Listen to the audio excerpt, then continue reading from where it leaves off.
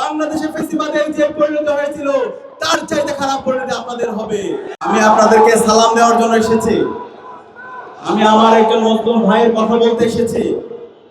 গত ফেসিবাদী আমলে যিনি সবচেয়ে বেশি জুলুমের শিকার হয়েছে, যখন বাংলাদেশে শাহবাগ কায়েম করার মাধ্যমে এই দেশের আলেম ওলামাদেরকে হত্যাযোগ্য করে রাখা হয়েছিল, সেই সময় আল্লামা মামুনুল হক বাংলার জমিনে আধিপত্যবাদের বিরুদ্ধে, আগ্রাসনের বিরুদ্ধে সাপ্লাই তিনি যে গণজাগরণের ডাক দিয়েছিল, সেই গণজাগরণের ভিত্তি করে আজকে আমাদের আজাদী এসেছে।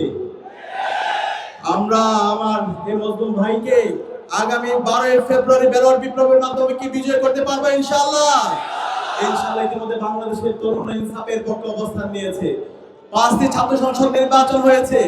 প্রতিটি ক্যাম্পাস ইতিমধ্যে বাংলাদেশের 4 কোটি তরুণ ইনসাফের পক্ষে অবস্থান নিয়েছে। আগামী 12 ফেব্রুয়ারি যে নির্বাচন হবে, সেই নির্বাচনে ঐক্যবদ্ধ বাংলাদেশের পক্ষে, রিকশার পক্ষে গণজোয়ার হবে ইনশাআল্লাহ। আমরা একই সাথে বলতে চাই, আজকে এই গণজোয়ারে ভীত হয়ে একটা পক্ষ পিছন দিক দিয়ে ক্ষমতা আসার চেষ্টা করছে। আমরা সাবধান করছি, পেছন দিক দিয়ে যদি কেউ ক্ষমতা আসতে চায়, ইলেকশন ইঞ্জিনিয়ারিং করে কেউ যদি ক্ষমতা আসতে চায়, বাংলাদেশে ফেসিবাদের যে পরিণতি হয়েছিল তার চাইতে খারাপ পরিণতি আপনাদের হবে। নির্বাচন কমিশন, আমরা আপনাদেরকে সতর্ক করছি, গতকালকে যে প্রজ্ঞাপন দিয়েছেন সেটা বাতিল করেন। 400 গজের মধ্যে নাকি ক্যামেরা নিয়ে যাওয়া যাবে না। আরে ভাই, এটা কি গুপ্তধন নাকি? দ্রুত সময়ের মধ্যে এই অগণতান্ত্রিক এবং স্বৈরতান্ত্রিক সিদ্ধান্ত বাতিল করতে হবে।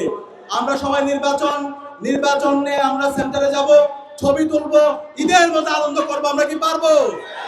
আমরা যারা 4 কোটি তরুণরা আছি, প্রত্যেক তরুণকে ওয়াচডগের ভূমিকা পালন করতে হবে।